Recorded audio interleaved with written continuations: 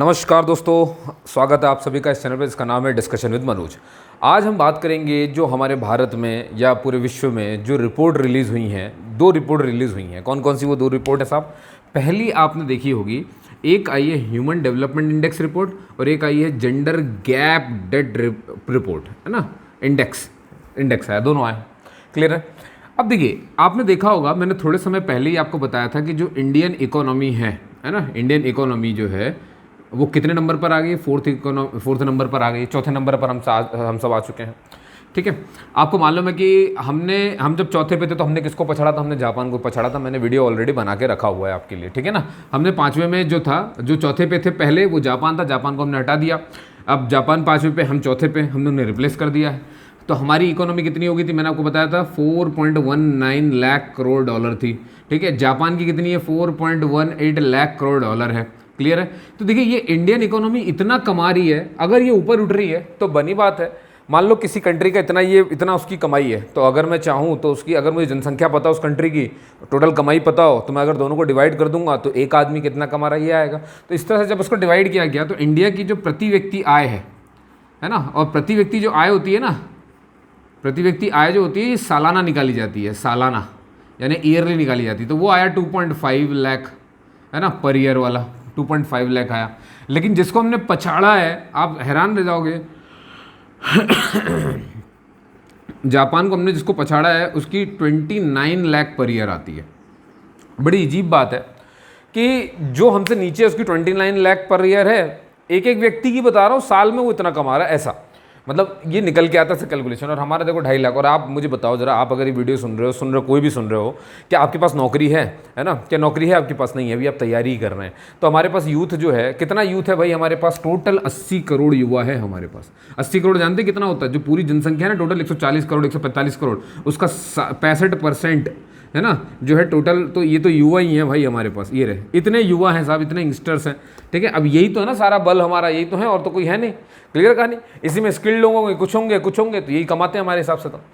तो अब मैं जब देखता हूँ तो हमें मालूम चलता है कि भाई 10-10 लाख तो फॉर्म भर रहे हैं लोग बाग। कहाँ कमा रहे हैं? कोई नहीं कमा रहा साहब। कुछ स्टार्टअप अभी जो है वो भी मारे शुरू कर रहे हैं लोग बाग कि भैया अब तो ऐसा है कि दूसरा कोई कमाने लग जाए तो अपने को आग लगने लगती कि यार अपन तो कमा नहीं रहे, दूसरा तो कमाने लग जा रहा है। उस चक्कर में लोग जा रहे हैं। अब पता ही नहीं लोगों को सपना क्या है, सपना क्या नहीं होता है, कुछ मतलब नहीं रह गया। इससे जेब भरने से मतलब रह गया। और सच बात है भाई, गरीबी इतनी हो गई है ना। लेकिन भारत तो ग्रो कर रहा है। यहाँ पर आपको दिख रहा है 4.19 करोड़ है भाई। थर्ड नंबर पर मैंने आपको बता दिया जर्मनी है हमसे, और जर्मनी ज़्यादा दूर नहीं है, 4.74 है लाख करोड़, और हम 4.19 पे हैं। लोग अर्थशास्त्री तो ये कहते हैं कि ये 2 से 3 साल में आप पाट लोगे पूरा का पूरा। क्लियर है? अब बात है कि हम पहले दूसरे पर कब आएंगे, तो उनका कहना है कि आप 2047 तक जो हैं वो पूर्ण विकसित हो जाएंगे। तो जो 2047 तक हैं आप आ जाएंगे उस श्रेणी में कि 1 या 2 पे आप आ सकते हैं। और कितनी हो जाएगी भैया? लोग कहते हैं 30 लाख करोड़ डॉलर की जो है हमारी इकोनॉमी हो जाएगी। अब मेरी बात ध्यान सुनना, अभी चल रहा है 2025, यहाँ से यहाँ तक जाने में है 22 साल। ठीक, और अभी 2025 में है ना जो है वो 4.19 है। अब तो 4 ही समझो लाख करोड़ है, और हमें कहाँ पहुँचना है साहब? 30 लाख करोड़ डॉलर में। ठीक है ना। तो अब आप एक बात आओ, यहाँ से यहाँ तक साल कितना है? 22 साल। और कितने डॉलर का जो सफ़र तय करना है? करीब करीब मान लो आप 26 लाख करोड़ डॉलर ये कमाना है। अब अगर 22 साल में 26 लाख करोड़ डॉलर है, तो आप ये पाओगे, अगर एक का निकाल दो यूनिटरी मेथड लगा करके, तो एक साल में हमको कम से कम 1+ लाख, है ना, एक से ज़्यादा लाख करोड़ डॉलर हर बार अपनी जीडीपी में ऐड करना होगा। इसको कहते हैं 8% की दर ईयरली, है ना। जीडीपी में जब ग्रो होगी, या तो परसेंट वाइज ऐसे बात कर लोगे, पैसे वाइज ऐसे बात कर लोगे, ये कहा जाता है साहब। ठीक है ना। और अब तो मैं ये बताना चाह रहा था आपको, मैंने ये न्यूज़ तो पहले ही बता चुके, डिस्कशन हमारा हो चुका है ना। और ये क्यों कर पाए हम आपको बता दें, क्योंकि पॉपुलेशन ही हमारा बूम है। पॉपुलेशन जहाँ पे होती है वहाँ पर क्या होता है, एक तो भाई जो है आदमी बहुत सारे होते हैं। अगर आदमी बहुत सारे हैं तो सस्ते में लेबर उपलब्ध हो जाती है। दूसरा, हमारे पास मार्केट बहुत बड़ा है, हमें किसी बड़े मार्केट की आवश्यकता नहीं है। तीसरी चीज़ क्या है कि हमारा जो हमारी इकोनॉमी, इसमें विविधता बहुत है। जैसे आप देखोगे कि 65% जो है जनसंख्या वो एग्रीकल्चर पर डिपेंड करती है, 50 से 45% की जनसंख्या। लेकिन जीडीपी में एग्रीकल्चर का रोल कितना है? 16% है ना। सर्विस सेक्टर का हमारा 53% है। बाकी सेक्टर का हमारा ज़्यादा अच्छा है, जबकि एग्रीकल्चर पे डिपेंडेंसी ज़्यादा है हमारे यहाँ। ठीक है ना। इसीलिए तो हम लोग क्या कर रहे हैं भाई, इतना नुकसान क्यों झेल रहा है एग्रीकल्चर? क्योंकि क्या है कि देखिए, कभी भी बाढ़ आती, कुछ आती, दुनियादारी फलाना ढमकाना बहुत सारी चीज़ चलती रहती हैं। इसीलिए हम धान की नई नई किस्में करते हैं। तो आपने देखा ना DRR 100 और कमला और पूसा नाम के दो नए धान जो भैया 20% 30% कम पानी पे, कम खाद और ये सब, क्योंकि वो जीनोम एडिटिंग से बनी हुई हैं, है ना, जेनेटिक मॉडिफिकेशन से नहीं बनी हुई हैं। जीनोम एडिटिंग का मतलब है उसी पौधे में उसी के जीन सीक्वेंस को हेरफेर कर देना। और GM क्रॉप्स कैसे बनी हुई हैं आपकी, वो क्या हमने अलग अलग प्लांट लेकर के उनके सीक्वेंसी को एक किया, मतलब उनमें मिलावट की है, अलग अलग 2 प्लांट से जीनोम में हम एक ही से करते हैं। तो हमने चावल जो बनाए, नए बीज जो तैयार किए वो ऐसे हैं। मैंने सब कहते हैं भैया 5 लाख हेक्टेयर में 5 लाख हेक्टेयर कम भूमि लेगा और 10 लाख टन की प्रोडक्शन ज़्यादा देगा। तो इसीलिए एग्रीकल्चर मिनिस्टर ने उन 2 चावल को, कमला और पूसा को जो है नाम दे दिया -5+10।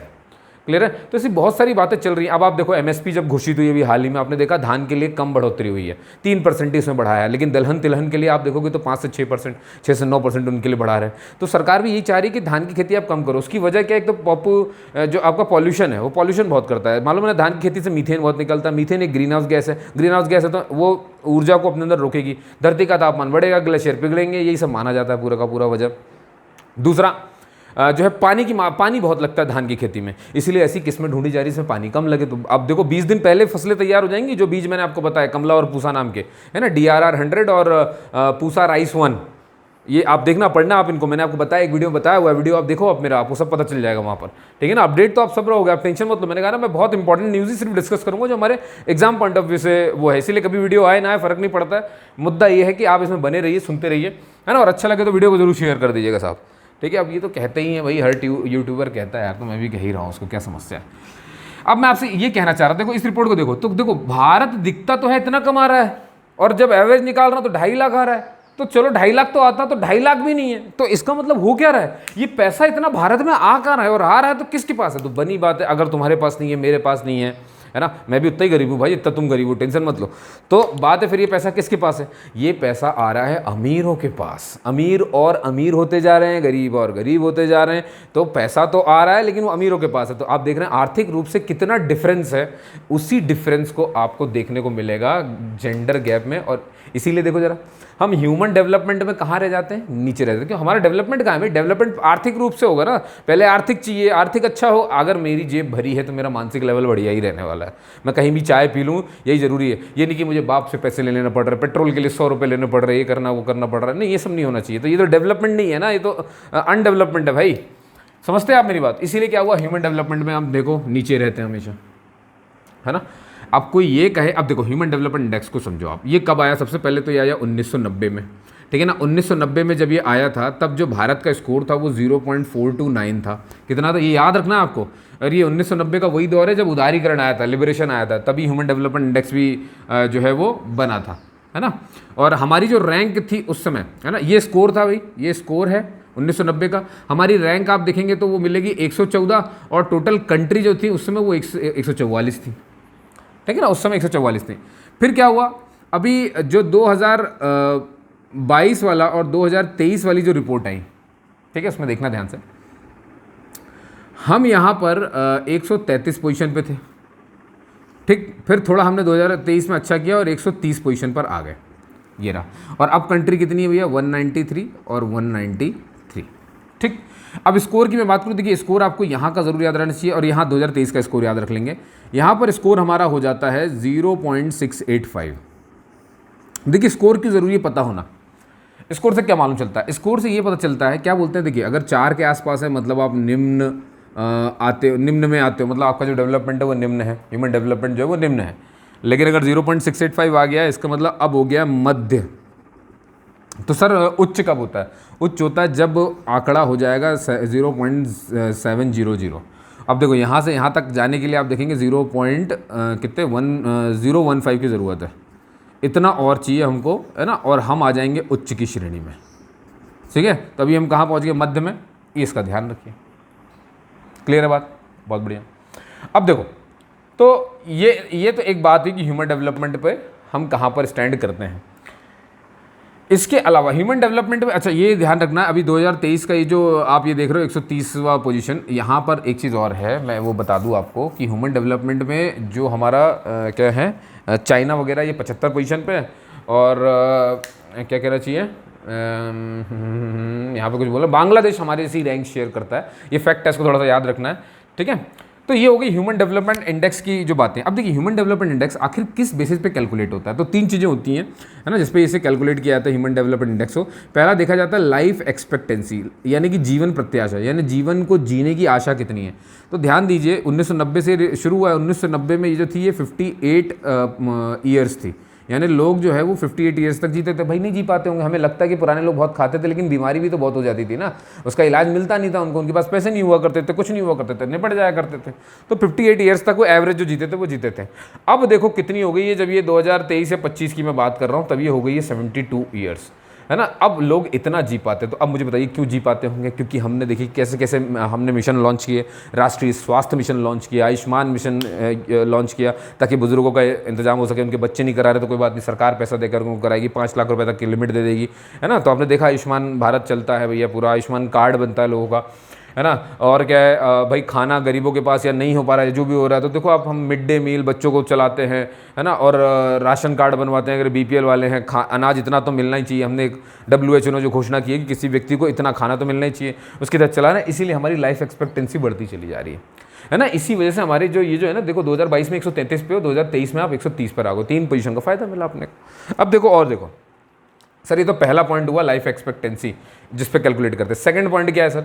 सेकंड पॉइंट आप देखोगे कि गरीबी, है ना, गरीबी में कमी।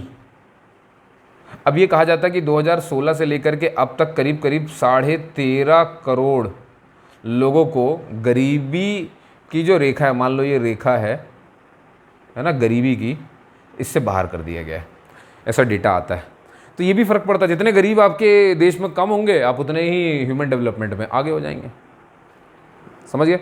और तीसरी चीज़ आती है भैया स्कूली शिक्षा, है ना। स्कूल का जो एजुकेशन है, बोलते इसको एजुकेशन है ना, जो एजुकेशन है उसमें क्या मामला है? देखिए ये माना जाता था कि 1990 में जो पढ़ाई कोई भी एक व्यक्ति करता था वो करीब करीब 8 साल तक की होती थी, मतलब 8वीं कक्षा तक तो सब पढ़े होते थे। अब वो बढ़ते बढ़ते यहाँ पर 13 साल तक की हो गई, इसका मतलब 12वीं तो सभी पास हो रहे हैं। अब देखिए कैसे हो रहे हैं, ये कैसे हुआ ये सारा कुछ? ये इसलिए हो गया क्योंकि क्या हुआ कि जैसे देखो स्कूली शिक्षा इंपॉर्टेंट थी, स्कूली शिक्षा होगा तब तो मानव का विकास होगा ना। देखो जब तक उसको पढ़ाओगे नहीं तो वो नौकरी करेगा नहीं, उसको स्वास्थ्य के बारे में पता नहीं होगा, उसकी पॉलिसी के बारे में, स्कीम के बारे में, अपने उत्थान के बारे में नहीं पता होगा। जब ये सब नहीं पता होगा तो उस ह्यूमन का डेवलपमेंट कैसे करोगे? तो फिर तो उसके इंडेक्स में कैसे टॉप पे आओगे? सरकार इसीलिए कोई स्कीम जब लॉन्च करती है ना तो उसकी बहुत सारी वजह होती है। आप देखते हो स्टार्टअप लॉन्च कर रही है, अभी भी लगे हैं, किस लिए भाई? डेवलपमेंट करो ना। आप बेरोजगार बैठे हो, तैयारी कर रहे हो, ये कर रहे हो, वो कर रहे हो, वो अच्छी बात है, कुछ बन सक रहे हो। देखो तैयारी वैसे भी हमेशा ना, सिर्फ एक कुछ समय देना चाहिए, 1 साल 2 साल, उसके बाद अगर आप बैठ रहे हो ना, कसम से बता रहा हूँ, बाप के पैसे चूस रहे हो और कुछ नहीं कर रहे हो, खुद को भी धोखा दे रहे हो, सबको धोखा दे रहे हो। सबसे बेहतरीन होता है 2 साल का टाइमर लगाए, पूरा डेडिकेशन, और बस लग जाए और काम करके दिखा दे, है ना। लेकिन उसके लिए कुछ तरीके होते हैं, ऐसा भी नहीं कि बस यही कर लेने से काम होता है। नहीं, आपको एग्जाम की स्टडी करनी पड़ेगी, 10 साल के पेपर उठाइए, उनको पढ़िए, तब जाकर कुछ होता है, ठीक है। ऐसे नहीं कि हवा हवाई उठाए और बस उठा ली और कोई भी किताब और लगाना शुरू करके, एक टीचर मिला अच्छा उससे किताब पूछी और पढ़ना शुरू कर दिया। ये गलत बात है, ये कोई तरीका नहीं होता। ये तो संसार सागर, इतना सारा कोई भी सब्जेक्ट का इतनी सारी वो चीज़ें हैं भैया, आपको कैसे पता चलेगा उसमें से क्या आना है क्या नहीं आना और किसके आने की गुंजाइश है? मैं ये नहीं कह रहा कि पेपर खरीदने में आप जोर लगा दो, मैं ये कह रहा हूँ कि एक बच्चे को अंदाज़ा लग जाता है कि इस तरह के सवाल आ रहे हैं। ये पैटर्न कहाँ मिलेगा आपको? हमेशा किसी भी एग्जाम का आईना होती हैं 10 साल के पेपर पुराने, उसको उठाइए और उसको करना शुरू कीजिए। समझ गए आप मेरी बात? बहुत बढ़िया से। अब देखिए, तो स्कूली शिक्षा क्यों बढ़ी भैया? क्योंकि हमने स्कूल तक लोगों को खींचा। हमने कैसे खींचा? हमने कहा मिड डे मील देंगे, बच्चों को स्कूल तक रोकना था तो उनको खाना दे करके रोका हमने, उनको बस्ता फ्री दिया, उनको किताबें फ्री दी, बहुत कुछ फ्री हमने दिया, तब जा करके वो रुके हैं। उसमें ड्रेसेस फ्री कर दी थी, सरकारी जो शिक्षा योजना होती है उसके तहत हमने किया है। प्राइवेट स्कूल की बात नहीं कर रहा हूँ, तो लूट लेते हैं तुम्हारे अंदर से कपड़ा, वो क्या देंगे, तुम्हारे कपड़े उतार लेंगे, तुम्हारी चमड़ी उतार लेंगे, अंदर से दिल निकाल लें, वो है ना, वो तो इतने खतरनाक हो जाते हैं। तो समझ गए आप मेरी बात? इसीलिए उन पर भी देखो थोड़े थोड़े नियम लेकर के आ रहे हैं, है ना। काफ़ी स्कूल तो बेवजह भी पैसे लेते हैं, पता नहीं किस बात के पैसे लेते हैं, अभी तो वही जाने। समझ गए आप मैंने क्या बोला आपसे, है ना। तो हमने इस तरह से मिड डे मील दिया, हमने खाने को दिया, बहुत कुछ चीज़ें हम धीरे धीरे चलाते चले गए। तो ये सारी स्कीमें इस तरह से चलती हैं।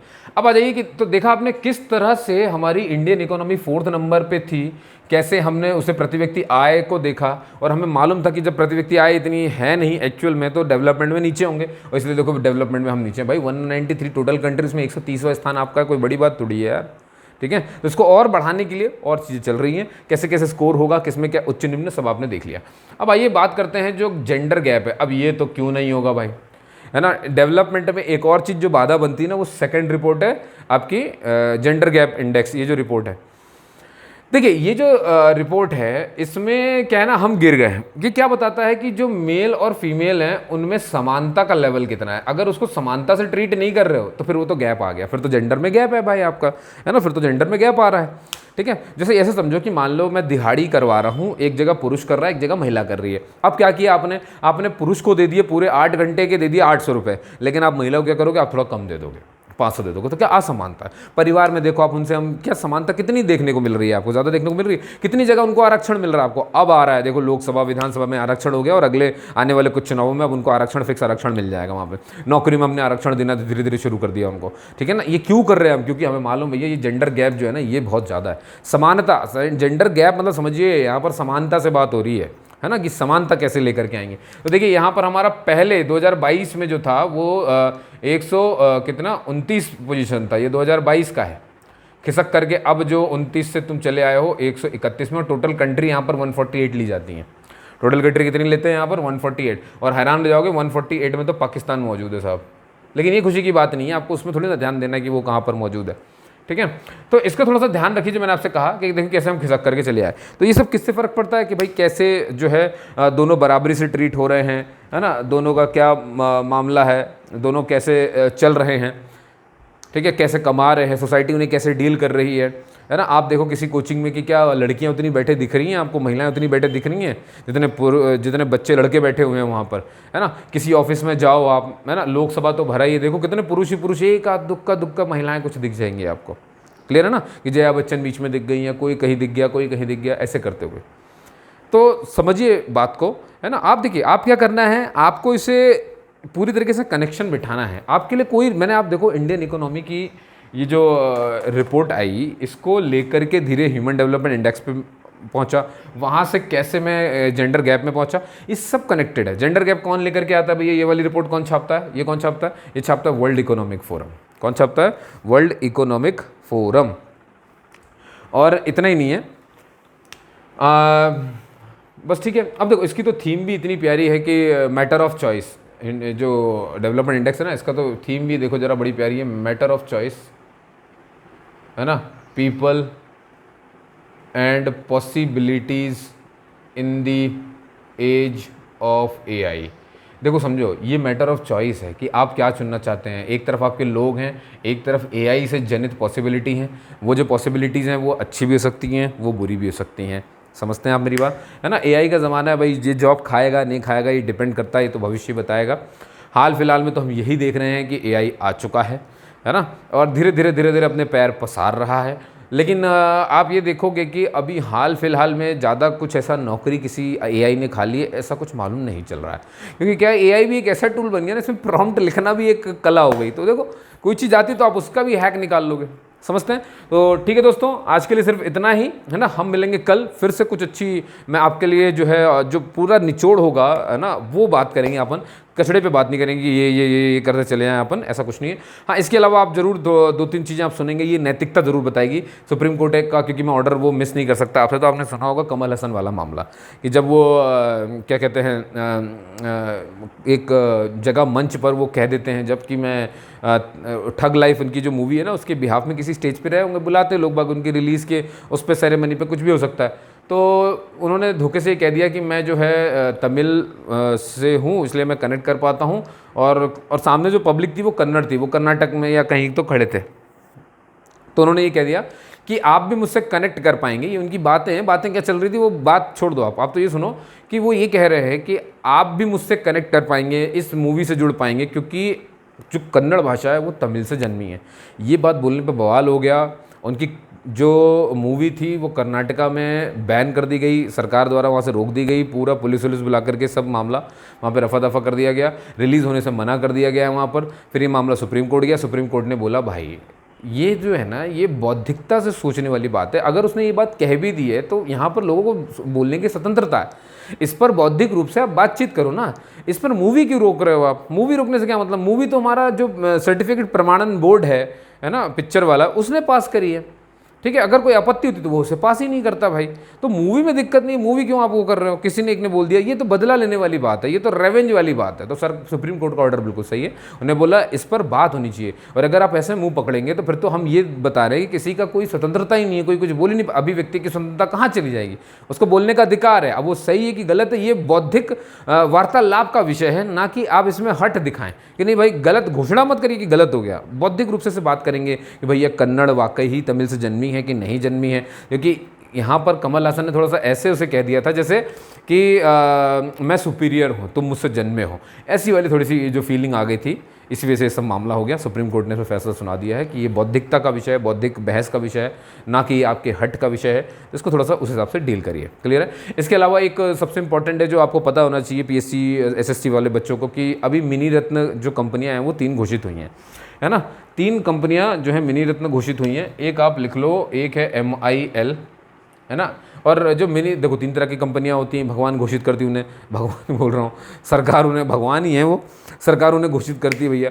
एक होती है नवरत्न, एक होती है मिनी रत्न और एक होती है महारत्न। और ये सिर्फ सरकारी कंपनियों को मिलता है ये टैग। अभी मिनी रत्न की कैटेगरी में आई हैं 3 कंपनियाँ, एक है MIL, एक है आपकी क्या कहना चाहिए AVNL और एक है IOL। ठीक है, ये याद रखना। ये MIL मतलब म्यूनिशन मतलब हथियार वगैरह होते हैं, जो हथियार बनते हैं वो। और ये है आर्मर्ड व्हीकल निगम लिमिटेड। बनी बात है, आर्मर्ड मतलब हथियार और व्हीकल मतलब जो व्हीकल, टैंक हो गई, तोपें हो गई, ये सब जो होता है ना उसमें जो लगाने वाली बात होती है वो ये बनाते हैं, सब मैन्युफैक्चर कंपनी है। और IOL ये ऑक्टन लिमिटेड है, इसके बारे में कभी और बताऊँगा आपको, याद रखना है ना। Indian octane limited. तो 3 कंपनी को अब जो है मिनी रत्न घोषित कर दिया गया है, और ये आपके लिए इंपॉर्टेंट हो जाता है। क्लियर है ना। मिनी रत्न घोषित करने का यही रहता है कि 3 साल तक किसको मिनी रत्न घोषित करते हैं, किस तरह की कंपनी को, जो 3 ऐसी सरकारी कंपनी जो 3 साल तक प्रॉफिट में रही हो, ठीक है, और जिसमें 30 और जिसको ये अधिकार हो कि 3 साल तक पहले तो प्रॉफिट दिया हो, और कितना प्रॉफिट दिया हो भैया, 30 करोड़ तक का शुद्ध प्रॉफिट दिया हो, ठीक है ना। और मिनी रत्न में एक और कैटेगरी आती है जिसमें कहा जाता है 300 करोड़ तक का भी प्रॉफिट अगर वो दे दे तब भी एक बात चल जाती है। जो भी है ना, नाम याद रखो। अब तो काफ़ी इतना आपने मैं सुना, उसके लिए बहुत बहुत धन्यवाद दोस्तों। जय हिंद, जय भारत। मिलते हैं अगले किसी वीडियो में। अगर वीडियो अच्छी लगी ना तो लाइक करना, सब्सक्राइब करना, कमेंट करना, कुछ पूछना हो तो, या मैंने कुछ गलत बता दिया हो तो आप उसे भी वहाँ पे लिख सकते हैं। Feel free to write it. Okay, बस भैया जय हिंद, और खुश रहिए और कमाइए थोड़ा सा, है ना। बाप के सारे में मत बैठे रहिए यार, वही तो समझा रहा हूँ मैं आपको, नहीं तो जेंडर गैप बढ़ाते चले जाओगे आप। ह्यूमन डेवलपमेंट कैसे करोगे? डेवलपमेंट करो अपना। चलो जय हिंद भाई।